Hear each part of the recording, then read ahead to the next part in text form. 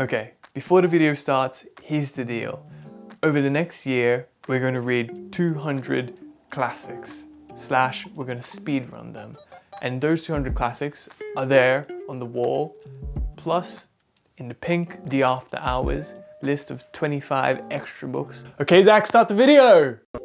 Albert Camus, self-proclaimed non-philosopher, part-time womanizer, hard-stuck diamond writer. So he was an Algerian French novelist, essayist, and playwright, best known for his novels The Stranger, The Plague, and The Fall, and was awarded a Nobel Prize for Literature in 1957 for the, quote, important literary production which with clear-sighted earnestness illuminated the problems of the human conscience in our times. Now, that must be the most banal description for a writer ever produced by anyone, since it just literally describes what good writers do. So, despite the Nobel Prize Committee, was Albert Camus any good? Okay, so I've just finished reading The Myth of Sisyphus, and when I was young, I used to love this book, despite not having finished it. But now, today, having finally finished it, what do I think? It was hell.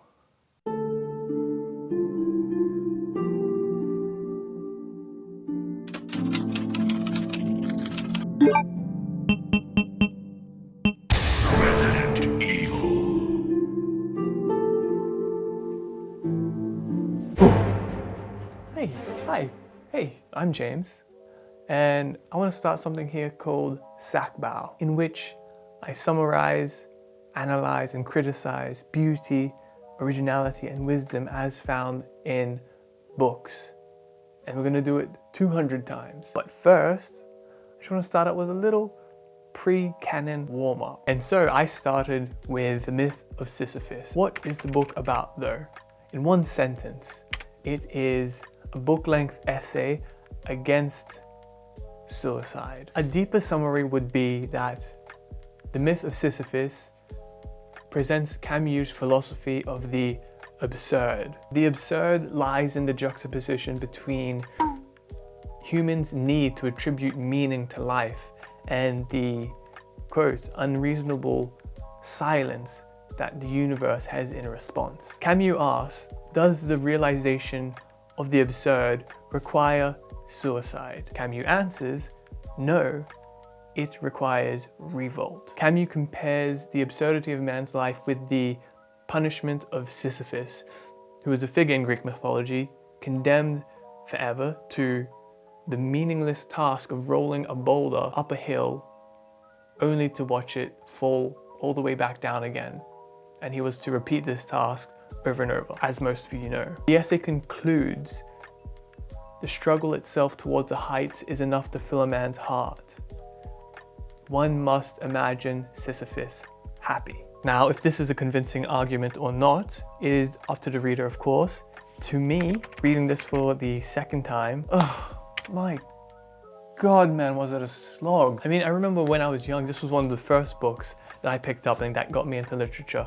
But now, reading it again, what I thought was, this amazing lucid prose turned out to be the waffling of a young man, the self-dramatization. It starts off really strong, and then the middle bit, I felt, what's the point? You're getting us nowhere. This prose has no penetration. When I was young, I thought it gave off, the bright shining light of a bonfire, and now I feel like it only has the illumination of a few smoldering sparks in a dark room. The definitive turning point for me came on page 16. Camus writes, "Forever I shall be a stranger to myself. In psychology as in logic, there are truth but no truth. Socrates' know thyself has as much value as the be virtuous of our confessionals." Sorry, what? Socrates' know thyself has as much value as the be virtuous of our confessionals. He goes on to say, they are legitimate only precisely insofar as they are approximate. Now, my God, what is he talking about? know thyself is only as good as it be virtuous. He's posturing. He wants to look cool. The phrase know thyself isn't approximate at all. It is exact and precise. It has the hefty connotation that when you choose to set out and know the world, attempt to know the world, which you can't, what you should do first is know thyself. Because unless you know thyself, how can you know anything outside of your own fleshy proximity? Be virtuous says practically nothing except be good. Know thyself has in it a whole philosophy in itself. It contains the story of a young man into adulthood, into maturity. So it seems here that Camus is just trying to look cool by contradicting the ancients, the older philosophers, as young philosophers are wont to do. You gotta be edgy, you gotta be, wow, look at me, I'm the new hot thing on the block. Anyway, while I was reading, I wrote down a few criticisms. First, his prose seduces you more than it convinces you. When I was young, I was totally seduced, but now I'm just unconvinced. In fact, the writing gives me the vague feeling one gets when reading university essays, as if the author wants to reach a word limit and so inserts certain sentences here and there and extends certain sentences and extends certain thoughts beyond their fruitful bounds. It's like he has two cans of paint, the red of prolixity and the blue of lyricism, which mix to make up his own special version of purple prose. And on top of this, he falls into the young writer's trap in writing abstractly and forgetting to write concretely and getting drunk on your own abstractions that start to float away from solid earth and enter the French philosophical ether. In conclusion, to me, there is more melodrama than philosophy in this book. It almost seems like its exploration of suicide was so surface level. In the first 15 pages, you have some interesting insights, but stops to enter Camus' special brand of abstract philosophizing, which is an oxymoron, I guess. But despite all my begrudging bashings of the myth of Sisyphus, I do want to center this series around praising the works of Western literature. And so, since I've given some hate, some personal annoyances, I shall now consummate this relationship into a proper love-hate relationship by I shall now give this book a little love so we can all extract some gems of thought so we don't leave empty-handed. Okay, first up, beauty or aesthetic splendor. Now I should mention that I am reshooting this, and seeing as I didn't enjoy this book, I must apologize for my extreme lack of enthusiasm. Okay, serious face now. First example. Now, when I first read this when I was young, it struck me so much that I felt I had to memorize this whole paragraph, which I quickly forgot after that. But here it is, in its full glory. Suicide has never been dealt with except as a social phenomenon. On the contrary, we are concerned here at the outset with the relationship between individual thought and suicide. An act like this is prepared within the silence of the heart, as is a great work of art. The man himself is ignorant of it. One evening he pulls the trigger or jumps. Of an apartment building manager who had killed himself, I was told that he had lost his daughter 5 years before, that he had changed greatly since, and that experience had undermined him. A more exact word cannot be imagined. Beginning to think is beginning to be undermined. Society has but little connection with such beginnings. The worm is in man's heart. That is where it must be sought. One must follow and understand this fatal game that leads from lucidity in the face of experience to flight from light. Okay, let's pick this apart. Now, I don't see much reason to go digging at the language because it's quite plain and it's translator. It's not Camus himself, so what's the point? Sorry, translators, I didn't mean. But the first thing that sticks out of the page and catches the attention of a young man is this comparison between an extremely negative act, suicide, with an extremely positive act, making a great work of art. And one might think this at first dangerous and immoral and perhaps careless. When it comes down to it, the perfect adjective for it is edgy. And I do think it holds within it deep truth. My problem here is the next line. It says the man himself is ignorant of it. No man is ignorant of suicide brewing inside of them, as is no artist ignorant of a great work of art brewing inside of them. They may not know precisely what it is, but they know it's happening. And so ignorance seems, or maybe it's a mistranslation. The sentence, the worm is in man's heart, I also found pretty cool when I was young. But now, it's good, but the metaphor doesn't seem to me to be rock solid. It seems like a fleeting image, ephemeral in the grand scheme of things. And the nice flourish at the very end of the paragraph, flight from light.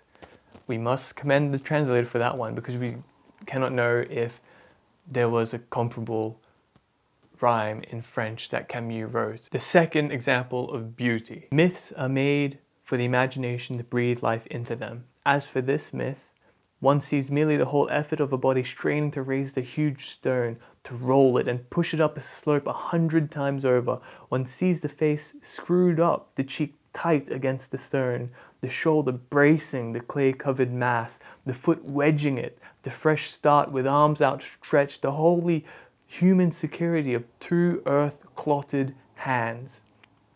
At the very end of his long effort, measured by skyless space and time without depth, the purpose is achieved. Then Sisyphus watches the stone rush down in a few moments towards that lower world, whence he will have to push it up again towards the summit. He goes back down to the plain. It is during that return, that pause, that Sisyphus interests me. A face that toils so close to stones is already stone itself.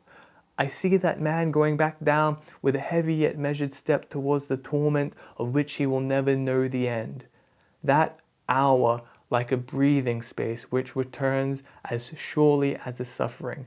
That is the hour of consciousness. I think out of the whole book, this is where Camus shows his novelistic skills more forthrightly. I mean, he starts and he says, a nice truth, that myths are made for the imagination to breathe life into them.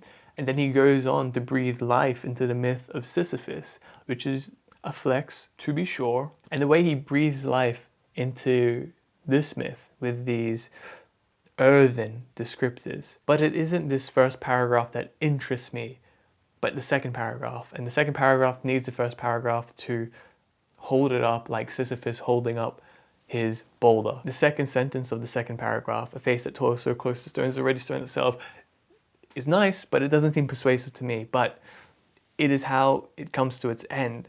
That hour like a breathing space, which returns as surely as his suffering. That is the hour of consciousness. I do think that is a privileged moment. That is touching on the reader's sublime, you might say. This breathing space, where he gets to turn back and look upon the land and look upon his boulder at the bottom of the summit. This space holds everything for Camus in the myth. As the essay ends, in this space, that is where one must imagine Sisyphus happy. Now, I did want to quickly add that I think this is the saving grace of Camus' essay. And from atop this summit, we can see all around the bare, barren, flat plains with not, say, a hill or break in the land in sight. That is to say, I see no evidence of, say, mastery of figurative language or exuberance of diction, to use Bloom's terms. There seems to be a lack of the aesthetic sense in Camus, and I'm using aesthetics with reference to its root meaning, which is to perceive. And this correlates with Wittgenstein's aphorism of aesthetics is ethics, which is a play, I guess, on Keats's beauty is truth, truth, beauty. With the lack of this aesthetic sense comes a lack of penetrative insight, a lack of insightful prose. And this is the flatlands I'm speaking of. Anyway, there's the second example. I know it's not very deep, but I'm just not very passionate about these excerpts, so it's hard to fake enthusiasm. Okay, cognitive strength or originality. First example, and here he's talking about the discovery of the absurd. Here it is. It happens that the stage sets collapse. Rising, tram, 4 hours in the office or factory, meal, tram, 4 hours of work, meal, sleep, and Monday, Tuesday, Wednesday, Thursday, Friday, and Saturday according to the same rhythm. This path is easily followed most of the time. But one day, the why arises, and everything begins in that wariness tinged with amazement. Begins. This is important. Wariness comes at the end of the acts of a mechanical life, but at the same time, it inaugurates the impulse of consciousness. It awakens consciousness and provokes what follows. What follows is the gradual return into the chain, or it is the definitive awakening. At the end of the awakening comes, in time, the consequence, suicide or recovery. In itself, wariness has something sickening about it. Here, I must conclude that it is good, for everything begins with consciousness and nothing is worth anything except through it. There is nothing original about these remarks. That's a nice last line. Now, I term this as cognitive strength because even though he said there's nothing original in these remarks, the pinpointing of exactly that moment when that why arises. You know, everyone knows that moment in their life, mostly everyone, where the why arises and they go, you know, why am I doing it? Most people find it in university when they're overcome with assignments and essays and say, what the hell is the point of all this? I should just drop out, I should just...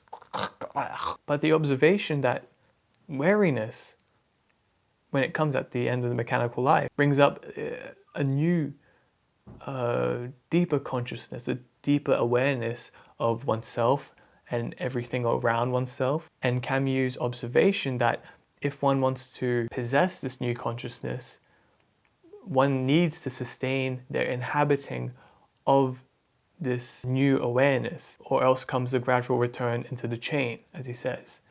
If you sustain the new awareness, the new consciousness, then comes a definitive awakening.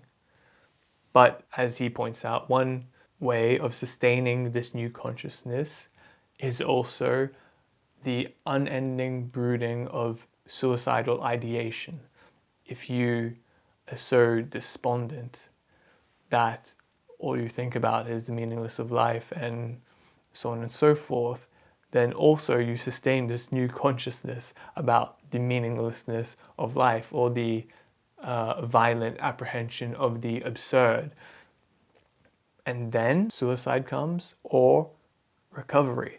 And when one recovers, one gains the perks, the pros, the positive aspects of this new consciousness. And if nothing is worth anything except through consciousness, the attaining of this newer consciousness makes everything worth a little more than it was before. Anyway, there's that one. Next. All right, wisdom. And it was very hard to find an excerpt for this. If Camus' ghost will forgive me.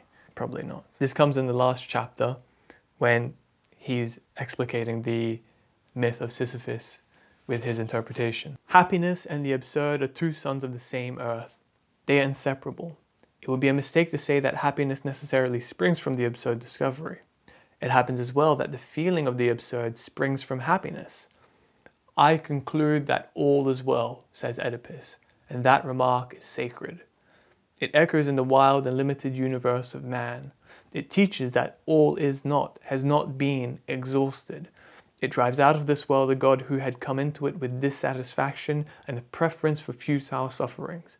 It makes of fate a human matter, which must be settled among men. You know, I feel I'm being really kind to Camus here, because as Emily Dickinson, you know, talks about the effect that poetry, that good poetry has, in which you have that eerie, uncanny shiver, that cold shiver down your spine. You know, when listening to music, it makes your hair stand up. I never got any of these from Camus' book, but I did think that his pinpointing of the inseparability of happiness and the absurd was quite nice. But his putting it as two sons of the same earth is, it's not so profound.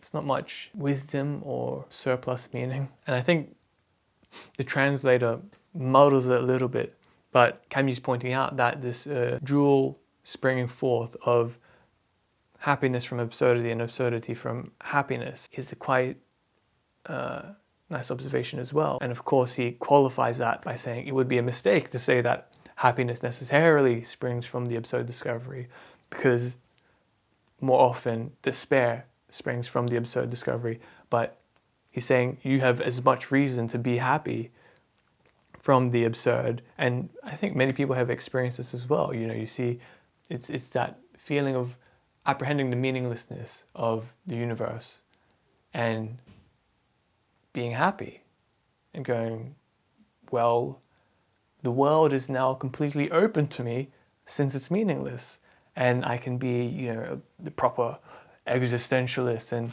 create my meaning and build my non-communistic utopia.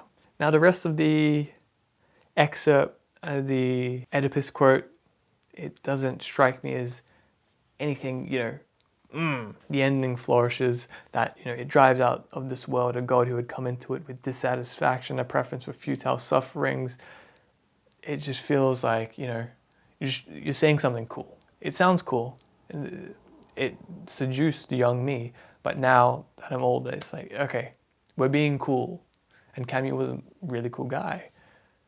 But wisdom, the thing itself, where is it? It makes of fate a human matter which must be settled among men.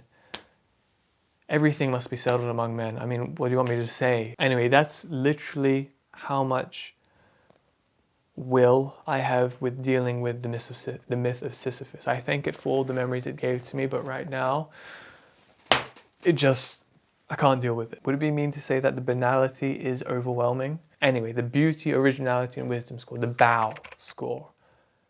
Out of 5, I'll give this book a 0, really. I mean, if I'm being truly honest, a 0. If I'm being nice, a 1. I apologize. Is there any parts worth memorizing in this book? No? Well, that's the first video in this series done. And now we got to climb ourselves out of this god-awful abyss. Anyway, you know the deal. Give us a like if you want. If you want to come along on this journey, subscribe. And if you think I'm a dumbass, comment down below and tell me why. Anyway, till next time, hopefully only a few days. This has been fun. See ya.